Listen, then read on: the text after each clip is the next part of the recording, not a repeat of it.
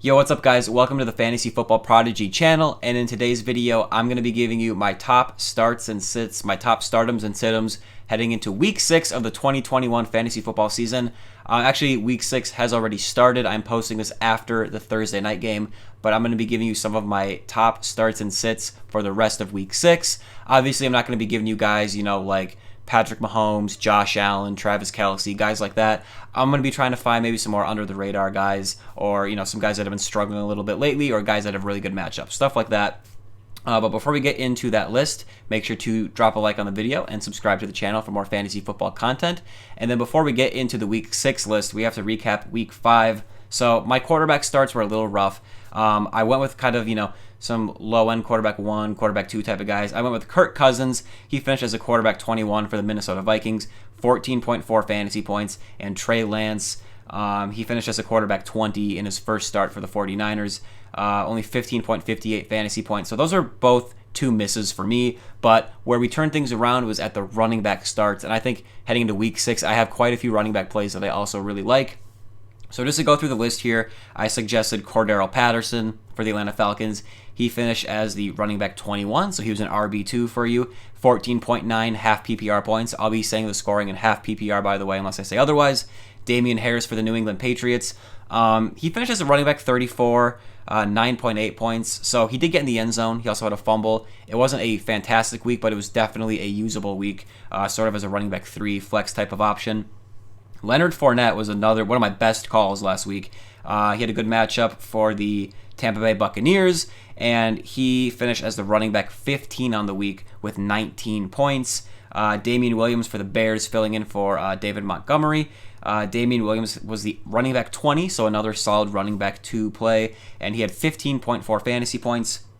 Alexander Mattison, I included in that video, and I said, if Dalvin Cook is out, start Alexander Mattison with full confidence as a running back 1, and he finished as the running back 9, 22.8 half-point PPR points. And then, so all my running back starts were really, really good. At least a running back 2 or better, other than Damien Harris, but he still had an okay week. My wide receivers were a little bit more rough.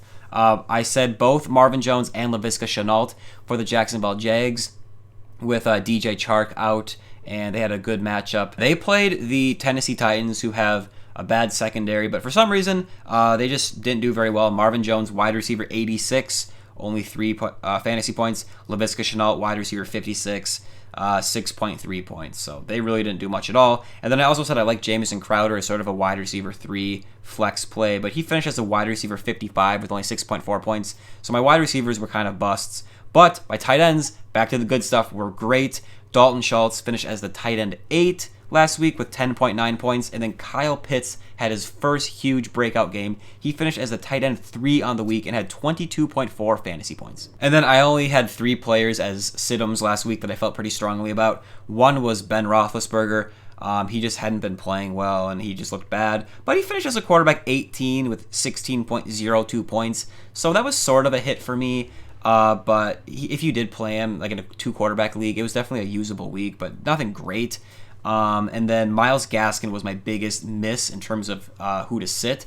He came off a week where he had almost no volume. He was going into a horrible matchup with the Buccaneers, but he finished as the running back 4 on the week in half PPR, 26.9 points. That was largely because he had 10 targets, caught 10 of them. I think he had 2 receiving touchdowns, so that was just totally unexpected. If you guys started Myles Gaskin, props to you for doing that, but the process said that was all wrong, but that's the NFL. Things are very unpredictable. And then Allen Robinson for the Chicago Bears was another sit for me.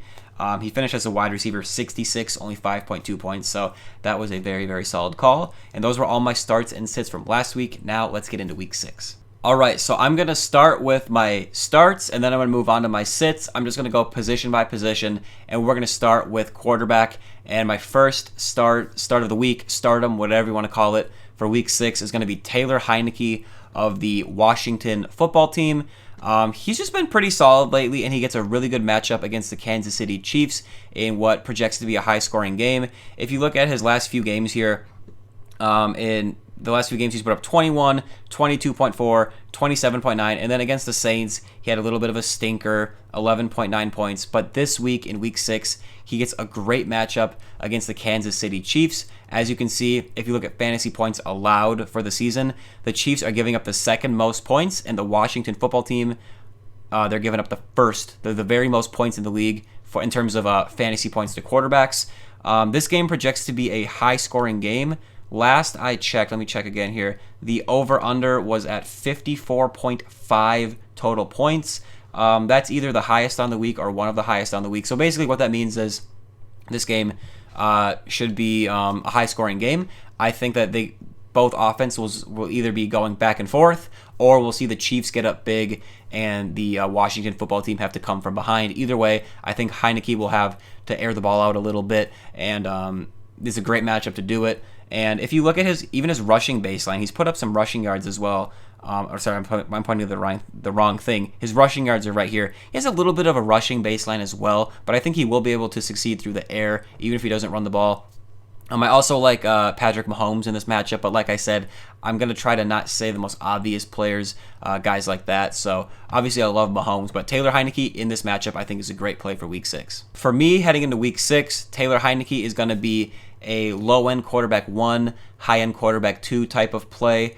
I think I would play him over guys like Sam Darnold, Kirk Cousins, Ryan Tannehill. I really like Heinicke this week. All right, my next quarterback start for Week 6 and my final quarterback start that I'm going to talk about in this video, it's going to be Trevor Lawrence for the Jacksonville Jaguars. He gets a nice matchup against the Miami Dolphins. If you look at points given up for quarterbacks in fantasy, the Dolphins are giving up the fourth most.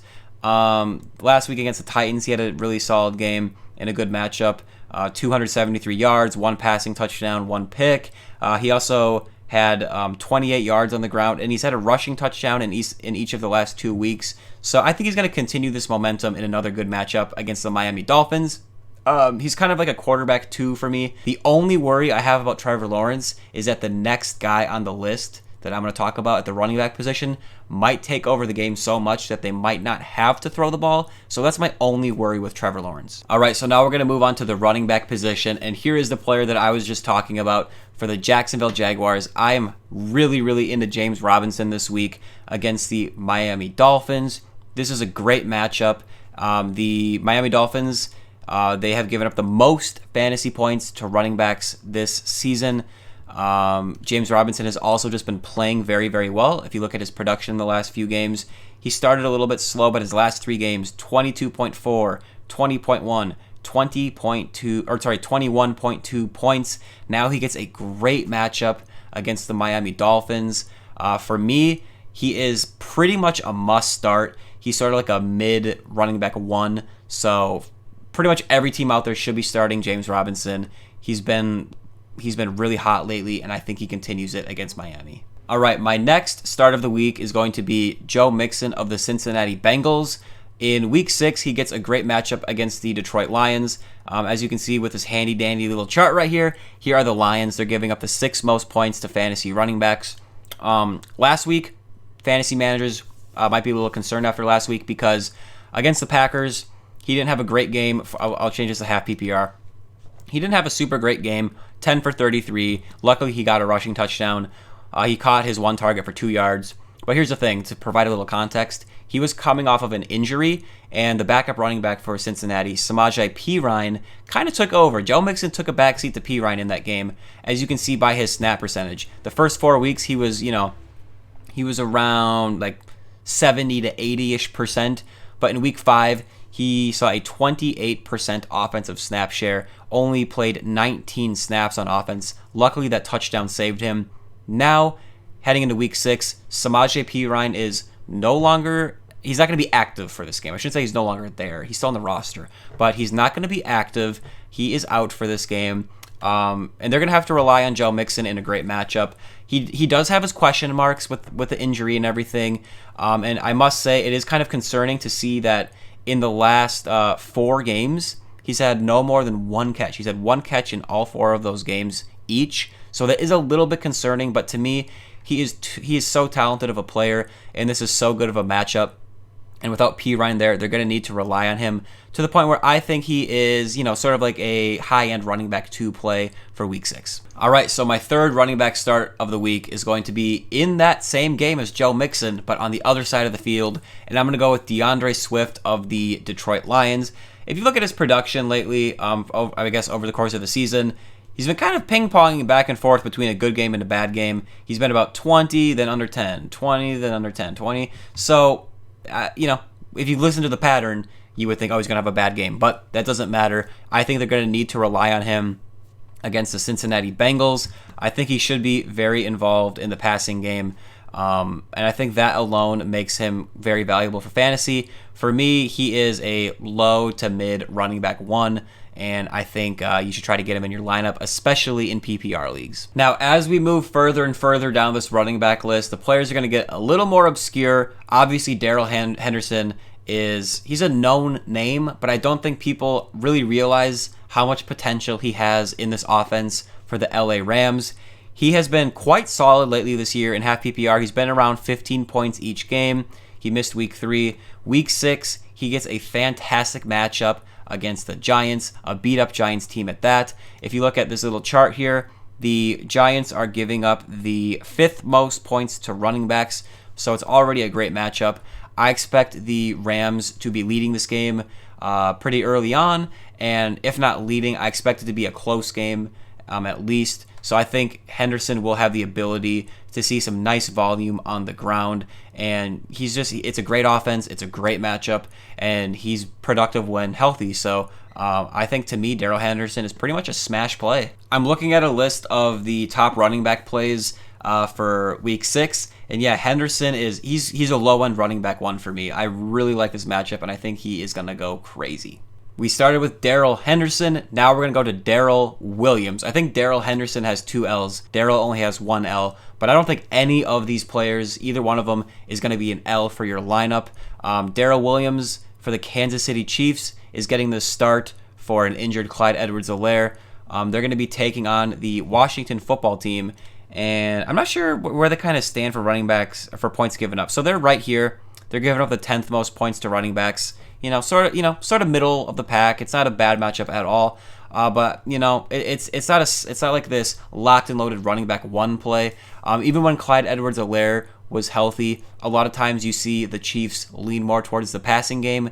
But even with that being said, Darrell is still a running back 2 play for me against the Washington football team.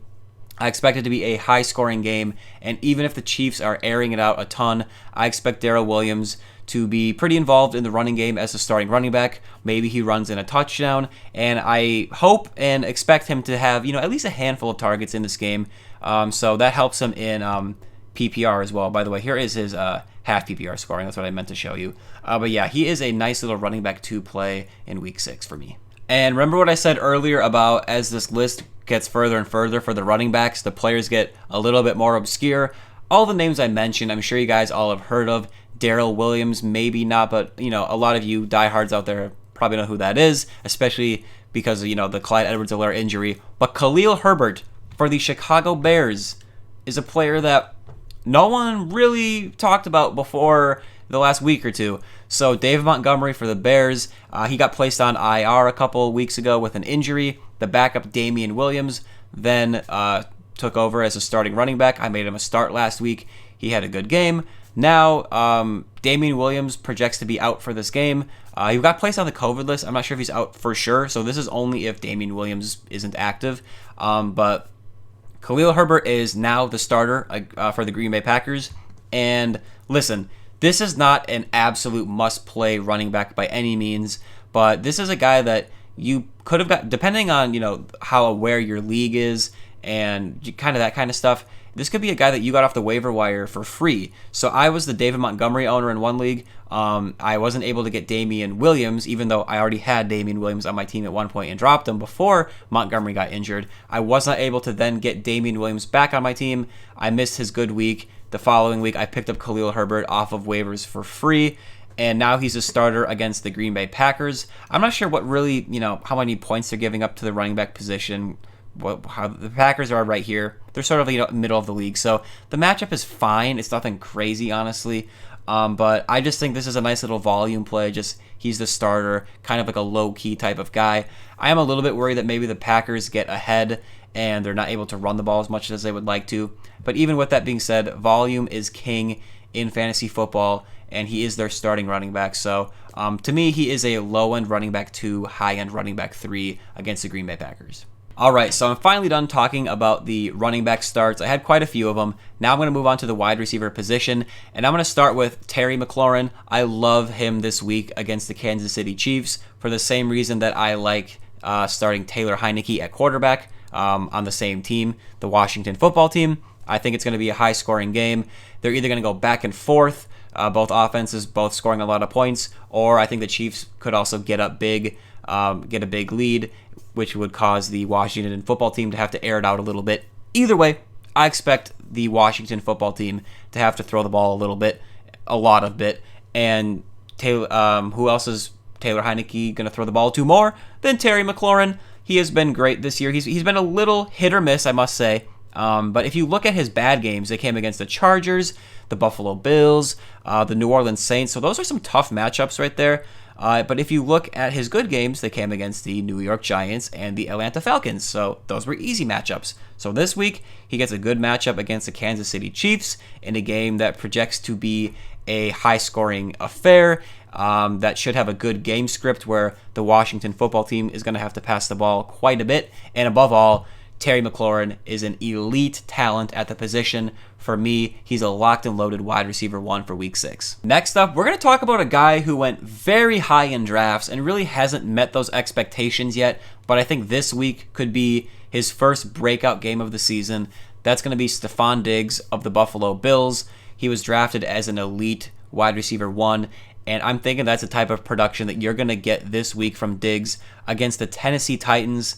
He's been okay this year. He's been around 60 to 70 yards each game other than this game against Houston. He's only had 1 touchdown. He hasn't had a crazy yardage game other than this 100-plus yard game, but he's still seeing good targets. He's still been okay for fantasy, but this week he gets a great matchup against the Tennessee Titans. If you look at fantasy points allowed to wide receivers, the Tennessee Titans are currently right here. They're ranking 7th. I recall when I looked last week, when I made those Jacksonville Jaguar calls to start them, I believe the Titans were giving up the most points to wide receivers. If not, they were really, really high up there. Now they're 7th because the Jaguar receivers really didn't do much. But this Buffalo Bills offense is a whole different monster than what they got going on in Jacksonville right now. They are going to throw the ball all over Tennessee. That's just what the Bills do. I expect there to be a lot of passing game production to go around, and Stefon Diggs, I think and I hope, will finally have his big breakout game, and if not, I think he will at least still be a solid play. Lock him in as a wide receiver 1. And next, I'm also going to quickly talk about his teammate. Like I said, it's a great matchup. I expect the Bills to be throwing the ball all over the field, and I like starting both Diggs and Sanders this week in this game. I picked up Emmanuel Sanders in an auction league that I'm in where I went really top heavy with my roster. So my bench and kind of wide receiver 3 and flex positions were a little bit weak just because I spent so much of my budget on these high end players. I picked up Sanders off the waiver wire, and since I picked him up, he's just been an absolute blessing for my team. The last 3 games, he's been great. Even these first 2 games, even though the fantasy points weren't there, he was still seeing targets. He was still seeing air yards. He's very involved in this offense, and there's no reason to go away from Emmanuel Sanders in this great matchup. Obviously, any wide receiver can have a bad week any given week. It's just the nature of the position. But just given how involved Sanders is, how elite this offense is, and how good this matchup is, Emmanuel Sanders is the perfect type of guy to put in your wide receiver 3 spot or your flex position, and I think he should be pretty solid, and he always has great upside in this explosive offense. Now I'm going to go on to my next wide receiver start, and that's going to be Brandin Cooks of the Houston Texans, and I'll move this to half PPR. But listen, he's had a couple down weeks, but you have to understand, that was against the Buffalo Bills and the New England Patriots. The Buffalo Bills are going crazy right now on defense. They're a tough matchup, and the New England Patriots are known for taking away their opponent's number 1 options. If you look at fantasy points given up, the Buffalo Bills are giving up the fewest points to wide receivers. The New England Patriots rank right here. They're giving up the, what would that mean, 24th most points. So they're really good against fantasy wide receivers as well. And like I said, they often try to target that number one option on their opposing team, which is what Brandin Cooks is for the Houston Texans. This week, he gets the Colts. They're giving up the 6th most points to fantasy wide receivers. And I don't know if you saw that game against the Baltimore Ravens, but yeah, they can give up some points and some big plays. To me, Brandin Cooks, I think you could put him back in your lineup after a rough couple weeks. You can slide him right back in there as a nice low wide receiver 2. Maybe you're blessed enough to have him as your wide receiver 3 or your flex play. But yeah, I would be playing Brandin Cooks with confidence for week 6. And my final wide receiver stardom for week 6 is going to be Michael Pittman Jr. For the Indianapolis Colts in the same game as Brandin Cooks. Honestly, I don't have too much to say about this guy. It's just sort of a reminder that this guy is someone that needs to be played most weeks for fantasy.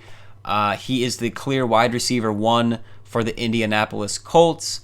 If you look at his production lately, I'll go to half PPR. He's been really solid, 4.4, but then 16.3, 10.3, 8.9, 17.9 last week against Baltimore. Other than week 1, he's seen a nice, healthy share of targets, 12, 12, 8, 7. I don't expect that to change against the Houston Texans.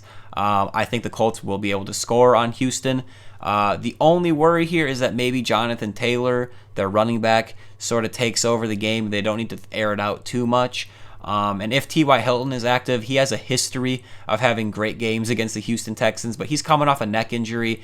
I don't really want to sit Michael Pittman just because T.Y. Hilton is coming back, his first game back. So to me, Michael Pittman is a nice little, wide receiver 3 flex type of play against the Houston Texans, and he's always got some nice big play upside. All right, now I'm going to move on to the tight end position, and I'm going to give you guys a couple under-the-radar players. I'm not going to say start Kelsey, start Waller, start Andrews, although at one point Mark Andrews was on my buy low list, back when he had a slow start to the season, but Andrews has established himself as an every-week play. But this is a guy who maybe you've never heard of, but this is Ricky Seals-Jones of the Washington football team. If you can see a theme of this list, I am targeting this game between the Chiefs and the Washington football team. Listen, it's a great matchup. I've said it enough. It should be a high-scoring game. If you look at fantasy points given up to tight ends, the Chiefs are right here. They give up the 4th most points to tight ends. Ricky Seals-Jones, he's kind of been a guy he's been sort of here and there for fantasy over his career. Now he's taken over the starting job for Logan Thomas, who is out with an injury. Last week against the Saints in that starting role, he saw a nice healthy 8 targets, caught 5 of them for 41 yards. In half PPR, that was 6.6 points.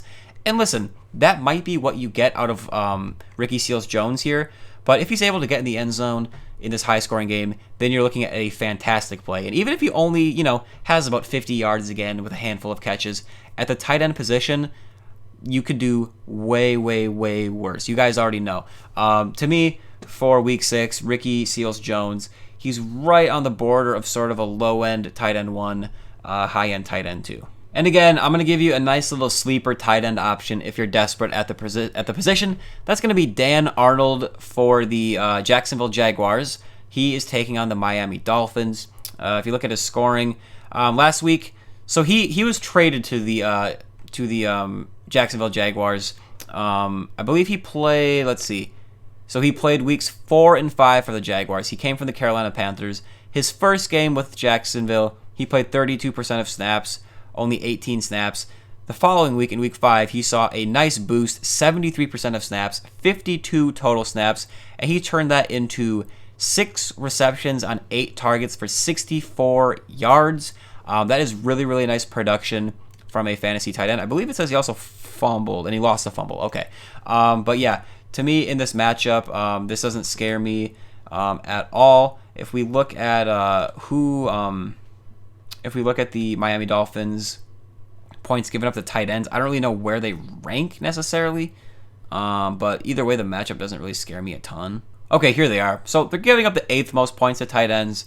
Honestly, either way, So it's a decent matchup in terms of points given up. Either way, I think Dan Arnold is involved enough to the point where I think he is a really, really solid high-end tight end 2 play. All right, so now I'm quickly going to go over some of my sits of the week, players that I really don't recommend starting. And one of those is going to be Justin Fields of the Chicago Bears. The rookie quarterback has really, really not looked good at all. I'm trying to figure out what week he took over as the starter. Either way, he hasn't had a double-digit scoring game yet. It looks like he took over as the starter right here in week 3.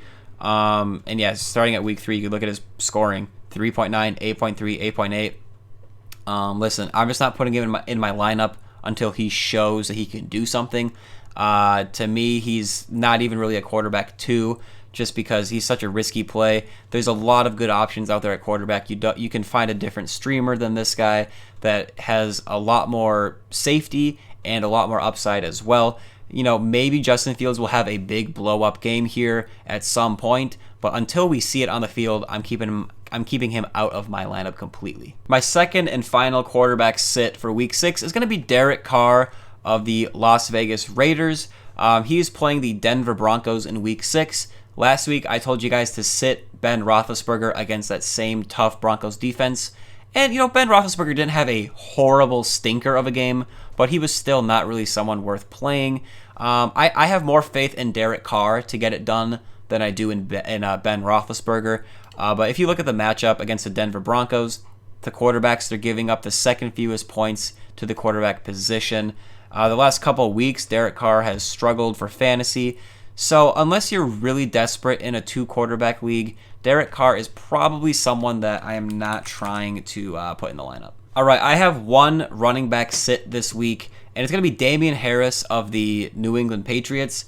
And I kind of like to clarify this. So just because I'm saying to sit Damien Harris, that doesn't mean go out and play like, I don't know, Kenyon Drake or Malcolm Brown above Damien Harris. I'm just saying, like, realistically, Damien Harris is someone who you might have been starting in your league, and against Dallas, he could have a good week. I think he has a chance to get in the end zone.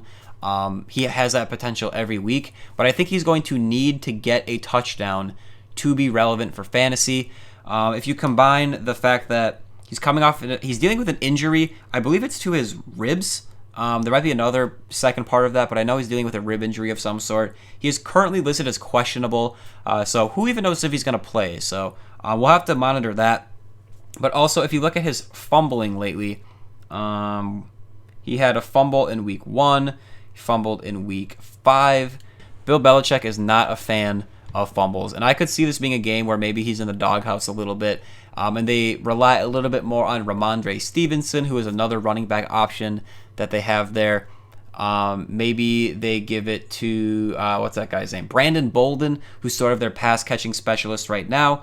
And speaking of the pass-catching specialist, this could be a game where the Patriots have to pass the ball a little bit more. I liked his matchup against Houston. I like his matchup against the Jets. But against Dallas, I could kind of see Dallas getting a little bit of a lead, the Patriots having to lean on the pass a little bit more, and that is not where Damien Harris will make his fantasy heyday. So just because of the game script, the fact that he's dealing with an injury, the fact that he might be in the doghouse and lose some work to some other players, he's not a must-sit, but to me, he's more of like a high running back 3, maybe a flex play. So maybe if you're really desperate or you have a deeper league where you're playing, you know, a couple flexes, then maybe you put him in the lineup. But I have him in one league, and yeah, I'm trying to sit him, and I think I'm going to sit him. And we have a repeat sit from last week, and that's going to be Allen Robinson of the Chicago Bears. And this has a lot to do with one of my quarterback sits, Justin Fields, his rookie starting quarterback. Allen Robinson has just been miserable for fantasy. This is a player who was drafted to be a nice, safe asset at that wide receiver spot, a locked and loaded, low-end, type of wide receiver 1 that was going to give you really, really solid production every week, but he has done nothing like that. Allen Robinson is a great player, but in this offense, they just can't get anything going right now. Even Darnell Mooney, their other starting wide receiver, he's seen a little bit more production than him. The last few weeks, he's not even seeing that many targets. He started with 11, but then 4, 6, 3, 5. it's just really, really ugly. And honestly, if you guys are still starting Allen Robinson, I'm not sure what you're doing. I expect Allen Robinson to eventually have a good game, possibly, but until he does it and we see some sort of consistency, this is a guy who I'm really, really, really not trying to put in my lineup if I have him. I think at best he's a wide receiver 3 in week 6 against the Packers, and he has a ton of bust potential where he could just do nothing like he has been all year. And the final player on this list is going to be Robbie Anderson of the Carolina Panthers. I'm going to recommend that you sit this player. Since McCaffrey has been out in the last 2 games, he has seen his most targets on the season. 11 targets, which turn into 5 for 46, and then 7 targets, which turn into 2 for 30. I could see him having a decent game. I could. But he has done nothing this year to really say that you should start this player. His best game, he had 1 catch, which happened to be a 57-yard touchdown. I'm not sure what it is, why they're not able to get him the ball. I thought once McCaffrey missed a few games, Robbie Anderson would be more involved. And he's seen an increase in targets, but it hasn't amounted to much. So for me, he's a wide receiver 4 type of player. Just because we haven't seen him do anything really this year, so it's hard to put him in your lineup. But I also wanted to talk about him because if he does happen to have a good game against Minnesota, because he does have that big playability, he could catch a long touchdown. He's seen the targets. Maybe if they connect on a few targets and he has a nice PPR game, if he has a good game, I would highly recommend trading him away after week 6 if he has a good game, because McCaffrey should be coming back in week 7, maybe week 8, but he was 50-50 for week 6 according to the coach. McCaffrey's now been ruled out, so McCaffrey should be coming back sooner rather than later after this game.